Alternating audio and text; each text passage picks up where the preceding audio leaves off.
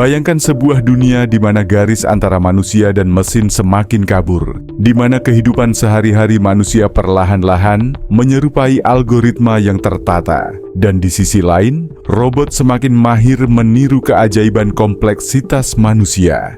Teknologi modern kini mampu membuat benda mati menjadi hidup, tetapi juga berpotensi mematikan nilai-nilai kemanusiaan, menggantikan manusia dari esensi mental ke dominasi fisik.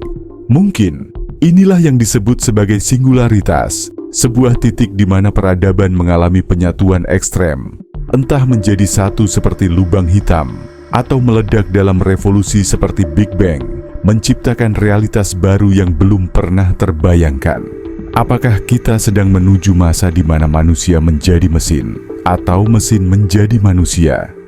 Dalam kehidupan sehari-hari, perubahan ini bisa mempengaruhi cara kita bekerja, berinteraksi, bahkan mencintai, sebuah realitas baru di mana garis pemisah antara manusia dan mesin menjadi semakin kabur.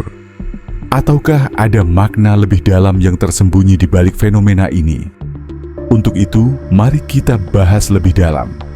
Fakta paling mendasar dari alam semesta kita mengungkapkan sesuatu yang luar biasa. Realitas yang kita alami ternyata tidak seanalog yang kita kira. Ilmu fisika modern telah mengungkap bahwa segala sesuatu di alam semesta ini, dari cahaya hingga materi, tunduk pada hukum-hukum yang bersifat kuantitatif. Konstanta Planck menunjukkan bahwa energi tidak mengalir secara terus-menerus, tetapi dalam satuan kecil yang disebut kuanta. Kecepatan cahaya menjadi batas mutlak yang tidak bisa dilampaui, seolah-olah semesta ini diprogram dengan aturan-aturan baku layaknya sistem digital. Jika alam semesta ini adalah sebuah program, lantas siapa yang menyusunnya? Apakah kita hidup dalam sebuah realitas yang lebih menyerupai simulasi daripada dunia fisik yang kita kenal? Dalam kehidupan sosial, pola kuantisasi semakin nyata. Nilai seseorang kini diukur dari angka-angka. Berapa jumlah pengikut, berapa jumlah like, seberapa besar pengaruh yang bisa dihitung dalam statistik media sosial. Hidup manusia terjebak dalam logika angka. Bahkan dalam bidang ekonomi, konsep kuantifikasi itu menjadi lebih mencolok. Kekayaan diukur dalam nominal yang menciptakan tangga-tangga sosial. Si kaya di puncak, si miskin di bawah. Semua seolah seperti permainan angka yang menentukan siapa yang berkuasa dan siapa yang tertinggal. Misalnya, dalam dunia media sosial, algoritma menentukan visibilitas dan pengaruh seseorang berdasarkan jumlah pengikut dan interaksi yang mereka terima. Data dari berbagai platform menunjukkan bahwa individu dengan lebih banyak followers memiliki peluang lebih besar untuk mendapatkan perhatian publik dan kesempatan ekonomi. Fenomena ini menunjukkan bagaimana kapitalisme kognitif menciptakan hierarki sosial baru yang berbasis pada angka dan statistik digital. Inilah yang digambarkan dalam teori kapitalisme kognitif oleh Jan Moulier-Boutang, di mana kapitalisme modern tidak lagi bertumpu pada barang fisik, melainkan pada pengetahuan, data, dan perhatian. Setiap interaksi digital menjadi komoditas yang dapat diukur dan diperdagangkan. Kehidupan manusia modern pun semakin menyerupai robot. Di kota-kota besar, manusia dipaksa hidup dalam rutinitas yang monoton, bekerja seperti mesin, mengikuti jam, target, dan sistem yang ketat. Setiap hari, dari pagi hingga malam, manusia bergerak dari satu tugas ke tugas lainnya, seolah-olah hidup mereka dikendalikan oleh algoritma tak kasat mata. Karl Marx menyebut kondisi ini sebagai bentuk alienasi dalam kapitalisme, di mana manusia terasing dari hasil kerjanya, dari diri mereka sendiri, dan dari sesama. Kapitalisme menciptakan sistem di mana waktu manusia diukur dalam produktivitas, setiap menit dihitung, setiap detik diukur untuk menghasilkan nilai ekonomi. Manusia menjadi bagian dari mesin besar bernama industri, di mana makna hidup seringkali terpinggirkan demi angka dan target. Martin Heidegger dalam filsafat teknologinya melihat bahwa teknologi bukan sekadar alat, tetapi cara manusia memahami dan memanipulasi dunia. Teknologi modern berpotensi membuat manusia terasing dari makna sejati eksistensinya. Mereka kehilangan hubungan dengan dunia yang lebih autentik, digantikan oleh interaksi dengan mesin dan algoritma yang serba mekanistik. Berbeda dengan kehidupan masa lalu, atau di kampung-kampung yang sederhana, di mana hidup lebih analog, lebih manusiawi. Tidak ada kejaran angka, tidak ada target yang menyesakkan. Kehidupan di kampung berjalan seiring dengan alam, dengan waktu yang lebih longgar, dengan interaksi yang lebih hangat. Keterbatasan justru membawa makna, memberikan ruang bagi manusia untuk benar-benar hidup, bukan sekadar bertahan. Ada kebebasan yang tak tergantikan dalam kesederhanaan, di mana setiap detik hidup bukan hanya tentang menghasilkan, tapi tentang merasakan dan mengalami. Namun sistem sosial yang semakin mekanistik dan terukur ini berpotensi mengalami entropi sosial.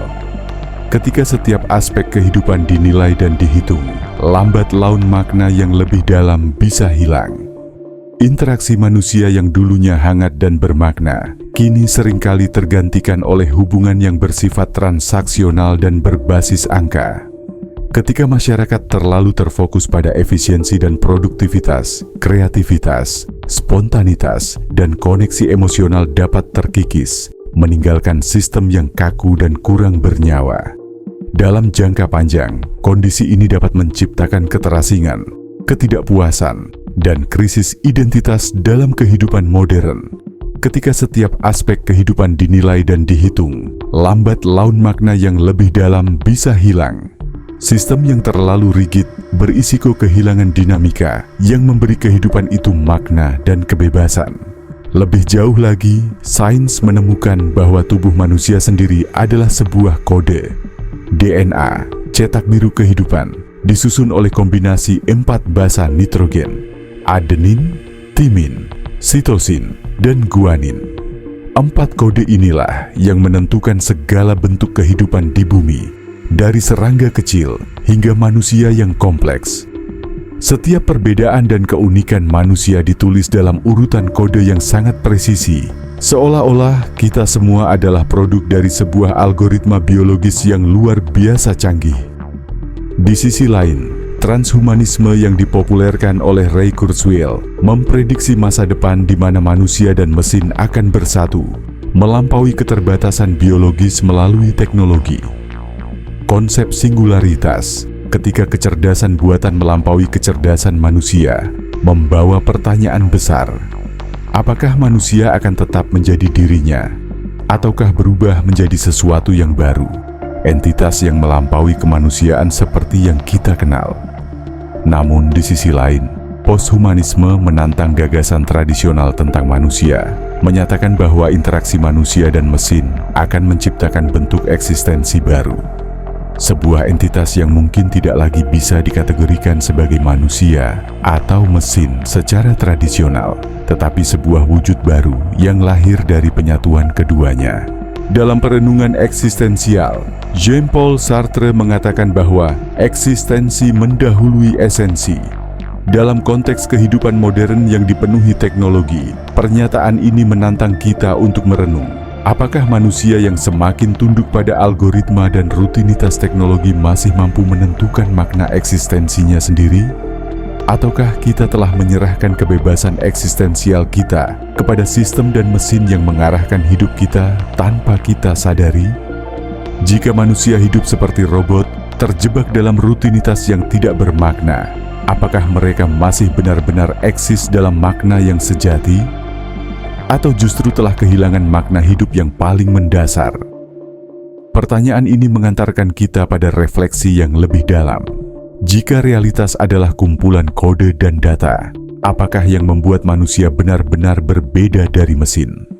Apakah perasaan, kesadaran, dan jiwa adalah sesuatu yang unik, ataukah pada akhirnya bisa direplikasi dalam bentuk algoritma yang rumit? Jika mesin mampu memahami, merasakan, dan merespons seperti manusia, lalu apa makna dari menjadi manusia itu sendiri?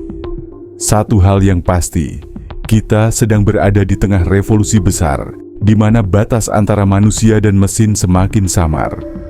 Sebuah perjalanan evolusi yang tak hanya soal teknologi, tetapi juga soal identitas dan makna. Apakah kita siap menghadapi masa depan di mana yang digital dan yang biologis bersatu, menciptakan realitas baru yang belum pernah kita bayangkan sebelumnya? Ataukah, tanpa kita sadari, masa depan itu sudah tiba, dan kita hanya menunggu untuk benar-benar memahaminya? Atau mungkin, kita tengah berdiri di ambang pilihan besar. Apakah kita akan membiarkan diri terlarut dalam arus teknologi yang menenggelamkan makna kemanusiaan, atau justru berjuang untuk memastikan bahwa di setiap langkah maju, kita tetap menjaga esensi sejati dari eksistensi kita? Sekian untuk pembahasan kali ini. Jika dirasa bermanfaat, jangan lupa klik subscribe, like, dan share. Sampai jumpa pada pembahasan berikutnya.